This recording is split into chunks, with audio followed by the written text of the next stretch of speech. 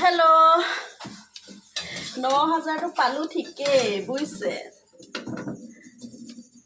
কি হ'ল জানে, এয়া বনাই আছোঁ জুইত আজি ৰুটি, তেল ৰুটি। ফোন কৰি কৰি খবৰ লৈ আছে সকলোৱে, পাৰ্টি আজি কি খানা কি, গৈ আছোঁ।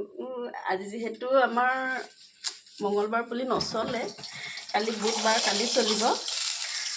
সেয়াই আৰু ৯,০০০ পালোহে হয়। কাইলৈ আকৌ এতিয়া গেছটো ভৰাবই লাগিব। আজি শেষ নভৰালোঁ আৰু ৰাতি এতিয়া ৮টা বাজিলে কোনে যাব আৰু দোকান, এজেঞ্চিও বন্ধ।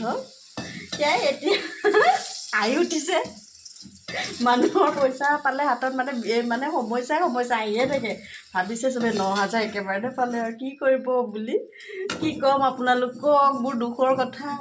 এতিয়া সেই সমস্যা এটা ওলালে, গেছ শেষ।